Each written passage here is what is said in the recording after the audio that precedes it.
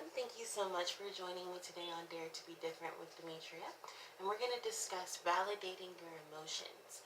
And why I want to discuss validating your emotions, the reason I feel this is so important is because I feel like whatever you don't deal with ends up dealing with you eventually. So you may think you're super good at hiding your feelings and, oh no, I don't deal with anything negative. I just push all those things aside and I just keep it pushing. I keep hustling and grinding. And yes, you may keep it pushing. You may, in the physical, keep it pushing, but your heart cannot keep it pushing unless you sit and you think and you deal. And so, for me, I went through a lot of emotional trauma growing up, not really due to my family issues. I had a pretty stable, healthy family for the most part. And I was pretty protected and safe and happy as a child. I was generally happy. But going into the real world, where you have to develop social skills, school, sleepovers, friendships, whatever, things like that. I didn't really deal too well with those things because I was bullied heavily for being dark complected, and I was mainly bullied by my black brothers and sisters. And I just couldn't ever put a finger on why, they chose me to be the target all the time because I was so nice to people. I'm still very nice to people. And I just can't understand why people mess with people who don't do anything to them. You know what I mean?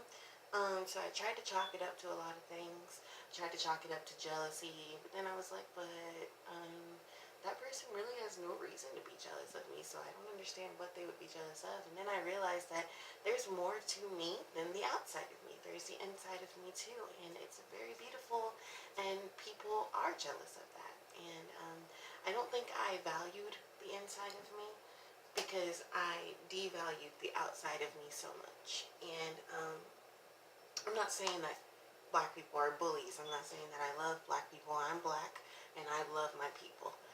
But unfortunately, some of my people did not love me growing up. And to be honest with you, the bullying I dealt with, um, white people, because of the way I speak, I'm guessing, or, I'm really not sure why, but with white people, I didn't really have a bullying experience. If anything, they would be like, oh, your name is so exotic and beautiful. Oh, your skin is just so, so rich and so chocolatey, and I just love it. I love it.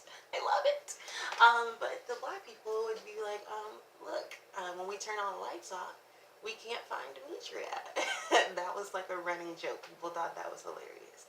And I can laugh now, but I was crying then. Because, when you're trying to find yourself and then the world tries to define you for you and you don't know how to combat that, it gets really hard and rough in life because you start to accept things that you don't deserve. You start to demolish yourself on the inside. You start to not really love yourself the way that you're supposed to, and you don't know how to accept love from other people. And so when you don't deal with your emotional heartaches and traumas that you go through in life, they start to bring remnants into your future life with you. So what that means is that, like, so for instance, for a long time I didn't check the fact that I had been bullied. I just thought, well, I just moved on. I'm okay. I'm an adult now. It doesn't matter to me now. That was so long ago. But yeah, it was so long ago. But my confidence was still underway. My confidence still sucked bad.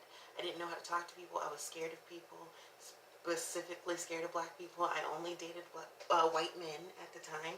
I would not date black guys because black guys were the ones that made fun of me growing up. So I wrote them off completely, and don't know what made me open it back up to black men, but I have a wonderful black man that I'm totally in love with now. He's great. But I don't know. One day I looked myself in the mirror and I said, okay, Demetria, what do you like about yourself? And I said, okay, well, I like my eyes. I think I have very pretty eyes. My eyes are very beautiful. My lashes are long, and, I don't have to put no lashes on, honey. These are real.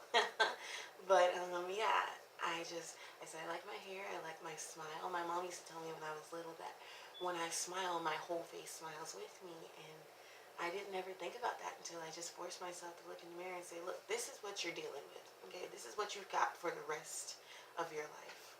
So what are you going to do about that? Are you going to be miserable for the rest of your life? Or are you going to learn to love what God has given you and still celebrate what God has given other people? And so it took me a while to get there. It did take me a while to get there. Don't get me wrong. I wasn't just like, you know what? Oh, I got the answer. No, it took years and years and years and years up until this year. And so there's a lot of situations I've had to force myself into just to say, no, you're not going to be scared of people anymore, Demetria, because you are a human being yourself and you deserve to be treated with respect and dignity and care. And even though everybody in the world, you cannot demand respect from people, but when you are a respectable person, people tend to respect you. You don't have to demand it from people. And when you get disrespected, it is okay to speak up for yourself. It is okay to say, hey, that's not okay. I have boundaries and it's not okay for you to cross them in that manner. But you can still be loving, you can still be caring, you can still be appreciative of their goodness in their heart, you can still find goodness in people, and you can still find goodness out of life, but you have to deal with the hard stuff first. You can't just sweep things under the rug, guys. You really, really cannot just sweep it under the rug. I've tried that, done that, did not work. I fell on my face. I fell on my face because of confidence not being in my heart. I have lost so much in this past year and the year before, only because I just said, I'm going to be my own God in my situations. I can deal with this. I've got this. I would give myself pep talks. You know what I'm saying? But those pep talks, they're short-lived. They're temporary.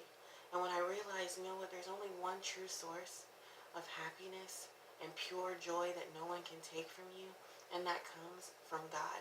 And you may not believe in God, and that's okay. I don't fault you for that. I don't convict you for that. You believe in what you believe, and I cannot judge that one bit. But I do believe in God, and I honestly can only tell you from where I've come from, that, you know, from years of having, you know, crazy thoughts in my head and being depressed and dealing with anxiety and dealing with social anxiety, I just had to take a step back and say, you know, something's not working here. Something's not working. Everything is failing left to right around me right now. And that's not what I was promised by God. So I know it's not God failing me because he's never failed me. So who's failing me? And I had to take a look at myself. And I said, Demetria, honey, do you know why you haven't taken steps to do things that you know you're fully capable of doing? Because you're scared. And why are you so afraid? Where does that fear come from? And the fear is the belief. And, you know, the fear I had was that I would not be good enough, or that I would mess it up somehow, or that people wouldn't receive me well, or, you know, and then I just had to tell myself, you know what? Forget about people. Forget about people, because at the end of the day, I started to realize more and more that everybody has insecurities. Every single person you deal with has seen or felt or heard or you know, just, you know, anything. They've all dealt with insecurities before. You've probably dealt with them yourself. And a lot of us just push those things under the rug and we just act like we're okay when we're really not okay. But the Bible says don't claim peace when there's no peace. Okay, so there was no peace in my life, and I was claiming, this is so much peace right now. It was like being in the middle of a hurricane, category like 4, and acting like I'm chilling on the beach in Miami somewhere. Like, it's insane. No, I didn't protect myself. I never protected myself, and I would let people talk down to me. I would let people use me. I would let people tell me who I was. I would let people tell me that I wasn't beautiful, and I believed it. But I can't tolerate that in my life anymore, because those crippling thoughts and words and actions, what they did to me was they stagnated my life. And I was so unhappy because I was living to please everybody else around me, but guess who wasn't happy in the end? Me. So I had to find happiness, because I said, Lord, either I'm going to end this life I have, because I was just so unhappy with it and I couldn't understand why, or how to find happy. And I was doing everything I could, and I felt like nobody could understand. And then I said, or you're going to teach me how to fight this. You got to show me how to fight this, God, because I don't get it. I don't understand why people mess with other people who don't do anything to them. I'm one of the kindest people you will ever meet. one of the kindest people ever. If you know me, I'm always smiling for the most part, and I talk to people. And when I talk to other people, I try to make them feel important and valuable because that's how I want people to make me feel. And then I realized, and my relationship has actually shown me a lot about myself. My relationship with my boyfriend, my relationship with my mother, my relationship with people in general has really shown me a lot about myself. It's shown me I get offended very easily. And I wondered, why do I get offended so easily? Like, my mom could say the simplest thing to me, and she totally means well. She didn't even say it in a bad way, and I'll just find the offense in it. And the reason I did that is because I realized I was a perfectionist in my heart. I wanted to be perfect, perfect, perfect in every little thing I did. And I knew I would never be perfect, perfect, perfect, but I was going to try to be perfect. And so when someone told me, hey, you're kind of not doing that perfectly, I would be like, what? Oh no, you're tripping. I'm always perfect. I don't know what you're talking about. But, I found out where that perfectionism comes from. It came from a place of, it came from a place of being afraid to be wrong, because of how I was treated when I did things the wrong way sometimes. And there was no abuse or anything of that nature in my home. My home was great. My parents were both great people. My dad is an amazing man. My mom's an amazing woman, and they took very good care of me. However, my parents didn't discuss much because they were going through their own things in life, and both of them were kind of just quiet people, and I'm very outspoken. So, um, I guess it was kind of unbalanced a little bit. So when I became an adult, I kind of was learning things for myself because they weren't discussed with me in previous times. And so I went out in the world and I got my apartment, had a car, everything was going well for me. And then all of a sudden everything failed. Except it wasn't all of a sudden. It was definitely over a time period of making very bad decisions for myself. And I just wondered why I always chose the wrong route. And I chose the wrong route in the hard way all the time because I felt like I deserved it. I felt like I couldn't do better. I felt like I couldn't do the right thing. So I would always choose to do the wrong thing on purpose sometimes. And I know that sounds crazy, but when you don't love yourself and you don't validate yourself, you will tolerate anything. You'll put up with any and everything. And so I had a lot of past relationships that were very toxic for me as well. I dated a bunch of men that were older than me. Well, really, they were like little boys still, but I dated men that were older than me. I dated men that only wanted to have sex with me. I dated men that would tell me I was beautiful, so therefore I gave them the world when they told me I was beautiful. Until I realized I didn't need a man to tell me that, because I could tell myself that and actually believe it one day. And so I sat in that mirror again, and I went over it again. What do you love about yourself, Demetria? Why are you looking for validation from other people? Why is it so hard for you to validate yourself? And that's why it's very, very important that as parents and as friends and as co-workers, we make each other feel valuable in life, because you never know the storms that people are facing when they're by themselves. And if the devil can get you alone and isolate you, he can make you question and call to question. He can make you doubt and question every little thing about yourself, about the people around you. Does my mom really love me? Does my dad really love me? Am I really pretty? Am I really enough? Am I really smart? And when you start to ask yourself stuff that you used to be sure of when you were a child and you had that innocence and you really never experienced how society can really be, and you start to look at yourself through those eyes again, you start to feel life again. That's what I did, is I sat down with myself. I'm always trying to have some personal time with both God, of course, and with myself. I like to free think, because free thinking helps you think about a lot of the stuff that you've gone through in life and actually say, you know what, that happened. And I sat in my bed one night and I just cried out to God, and I was like, because for me, I'm the type of person that when bad things happen in my life, I just choose not to deal at all versus dealing, get stressed and overwhelmed. So I'll just act like things just don't happen. And that's not reality. That's not how life works, sweetie. As an adult, you have to deal with things. You just have to. And so I would stuff and stuff and stuff and act like everything was all gravy, and everything was definitely not good at all. Everything was so bad, in fact, that I was just to a point where I was just miserable every day that I woke up. I couldn't find a reason to be happy. And that wasn't really like the real me, because the real me is a very happy go lucky gal. But I sat down and I cried out to God, and I was like, Lord, what's the problem? Like, what's good? God, what's good, man? Like, what's happening here? And so I was like, oh, this is what happened. I realized I was beating myself up a lot, actually.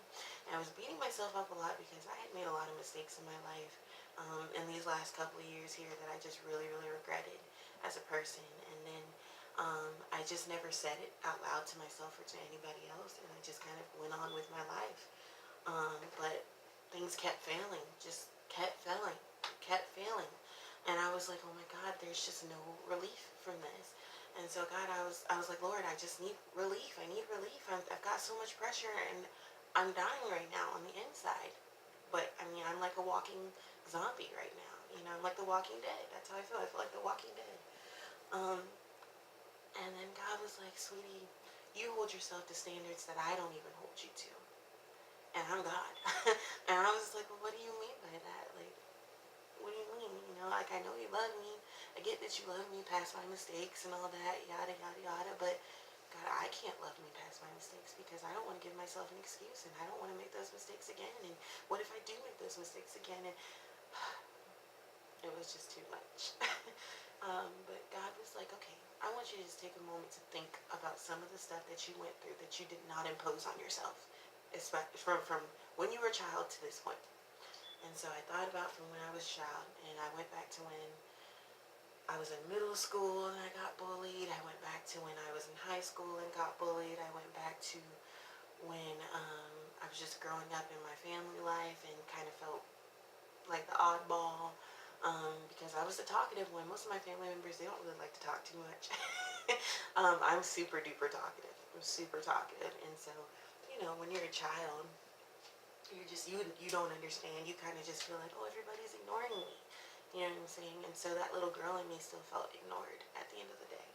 And so she would do things to try to get attention from people. So when she became a big girl and she was 18 and 19 and 20, she would go find dudes that made her feel like she wasn't being ignored anymore, and made her feel like they gave her their attention. And, you know, every need that you had as a child, those needs, they stay, you know, in your heart until they're met and fulfilled for you. And so when you don't have a need met as a adolescent, you become an adult, and that desire is still there, that craving is still there.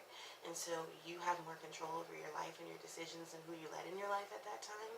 And so you make your decisions according to the needs that you have. And so when you still have voids in you, you try to fill those voids. And I tried to fill those voids with a lot of empty things. And so that just left me all the more empty. And so when I finally realized, God, it just seems like every time I come to you, God, and I think you won't be there for me, you're there for me. And you give me answers when I don't think you're going to answer me at all. And you just never, ever left me. Never, ever. And I understood that a lot of my mistakes I made just came from a lot of the